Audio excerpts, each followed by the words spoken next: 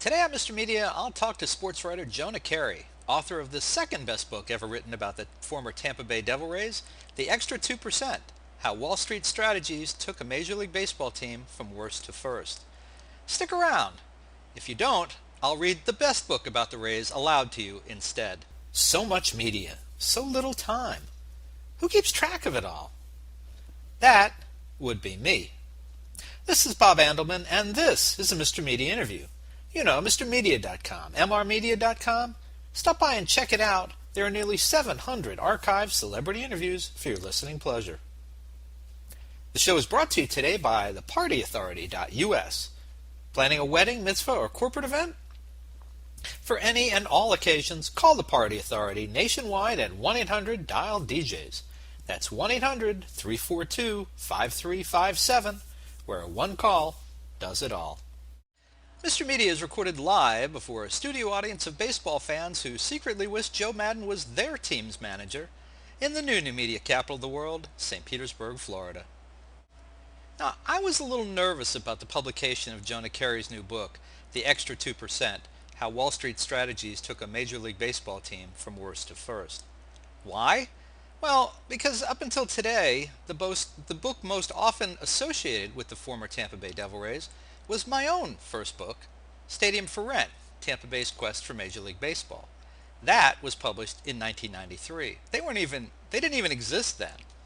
But going forward, I think that Keri's book will be the one that captures the renamed Tampa Bay Rays franchise and will ultimately be remembered for the recognition it brought to the business and baseball management philosophy developed by Stuart Sternberg, Matt Silverman, and Andrew Friedman. The Extra 2% is this year's version of Moneyball, if you will, the book about the Oakland A's, how they made more from less. It's a book with a real story, the Extra 2% is. It's a beginning, it's got a middle, an end. It's got heroes and goats, and a pretty happy conclusion, I think, for any baseball fan, but us Rays fans in particular.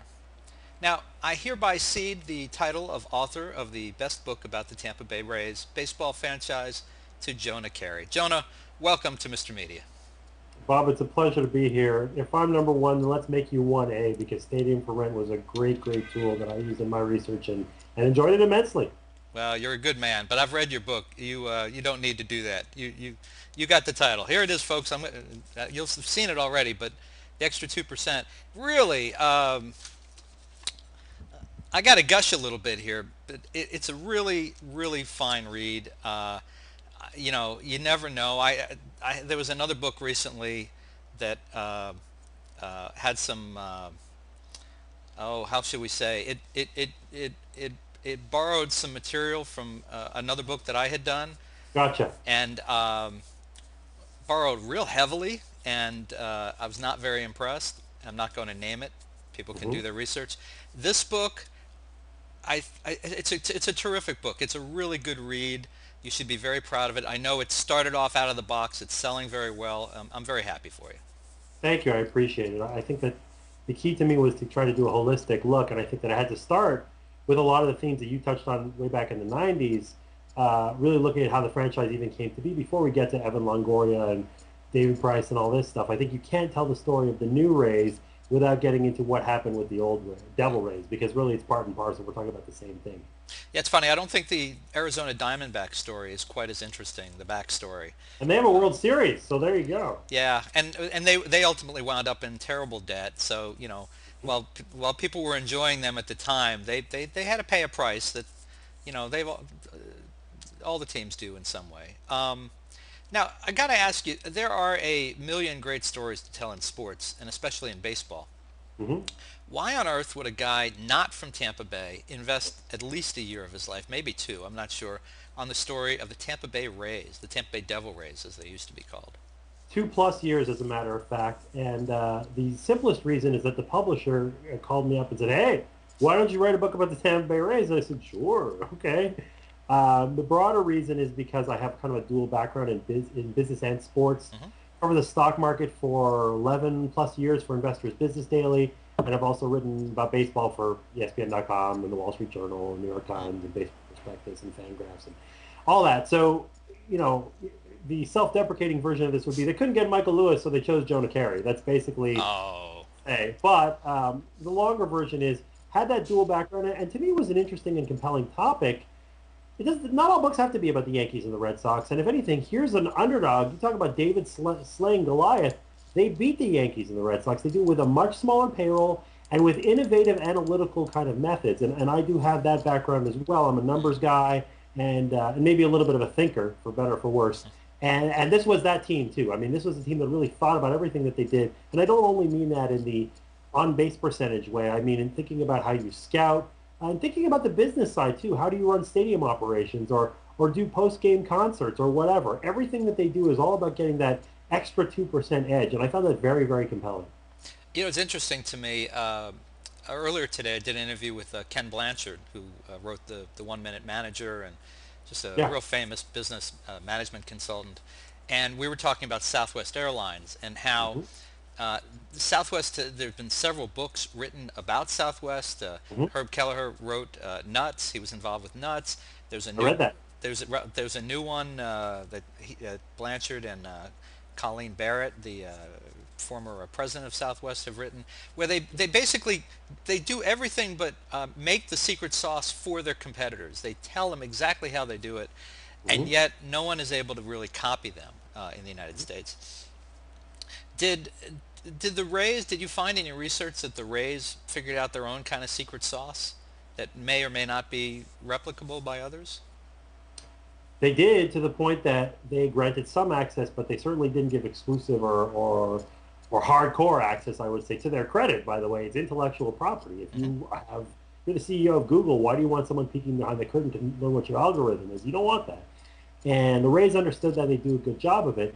You know, it's funny about what the secret sauce is. I think it can be oversimplified a little bit. In Moneyball, there was a very simple to understand narrative, and part of that goes to Michael Lewis being a fantastic, amazing writer. He can really boil things down to their essence and make it very entertaining, even if it would seem dry. A small market baseball club or a stock market crash or whatever. This isn't sunshine and lollipops and vampire novels. I mean, this is something that's not necessarily for the masses, but he does it very well.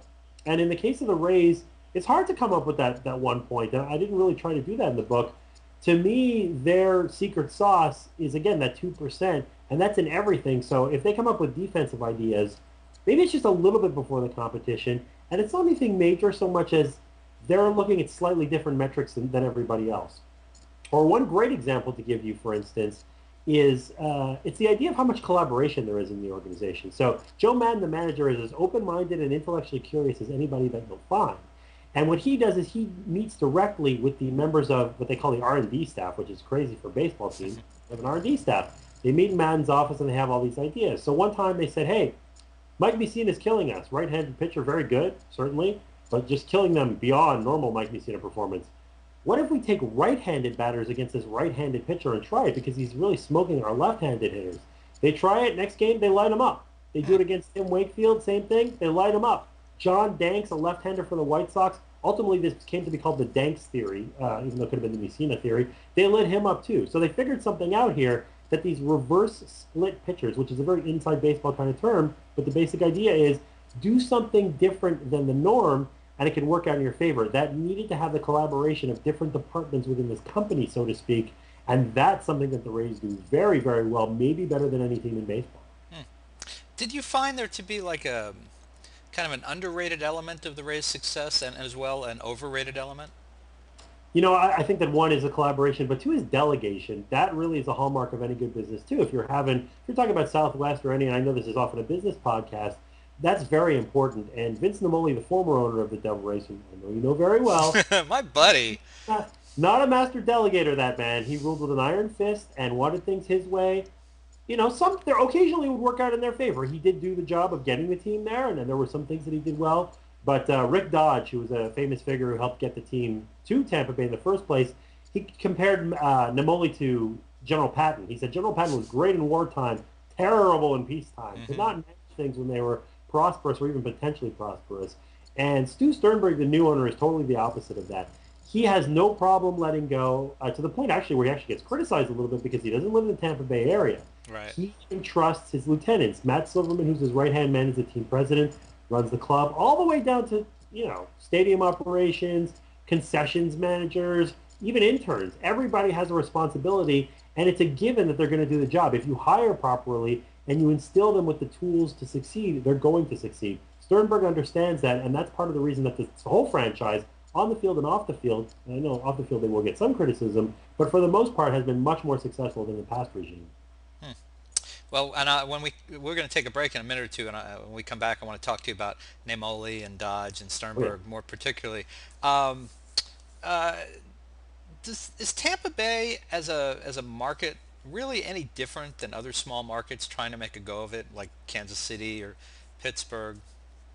Well, somewhat. Pittsburgh, first of all, maybe has the most beautiful stadium in all of baseball. You cannot discount how important that is. Hmm. Tropicana Field is, charitably a dump, and it's in a terrible location. I think that cannot be really overstated how important that is. You're talking about a stadium that has fewer people within a 30-minute drive than any other ballpark in baseball. I think it's something like 19% of the population lives within a 30-minute drive. Hmm. It's terrible. So you're at a big, big disadvantage.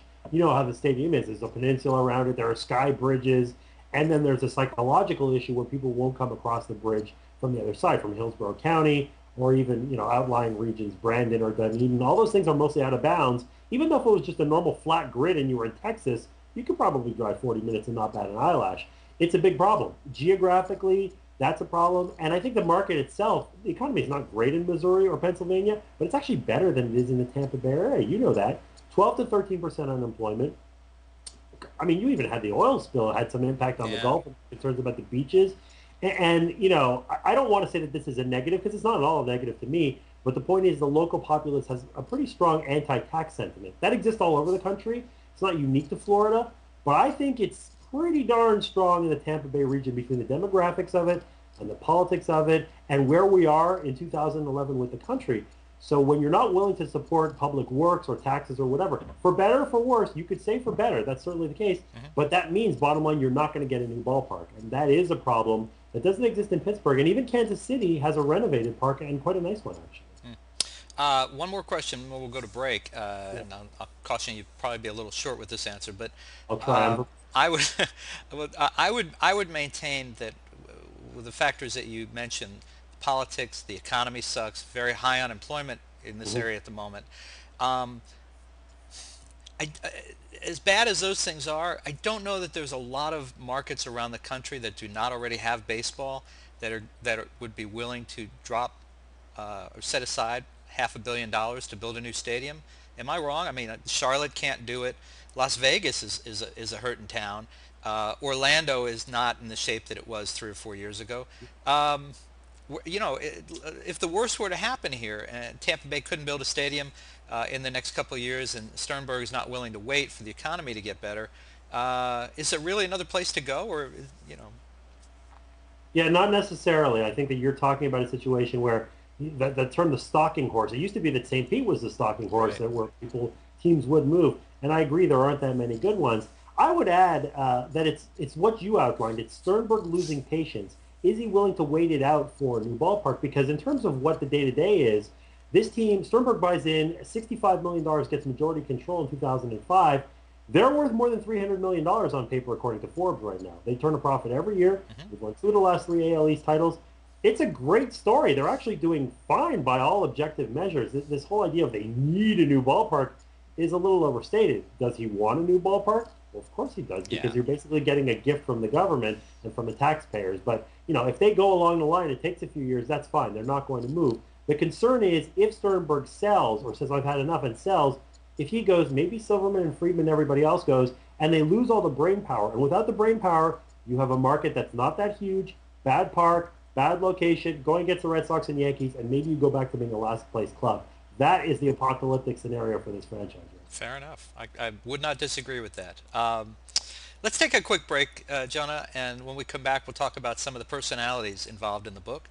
This is Bob Andelman, and you're listening to and hopefully watching the Mr. Media interview with sports writer Jonah Keri. His new book is The Extra 2%, How Wall Street Strategies Took a Major League Baseball Team from Worst to First. And we'll be right back.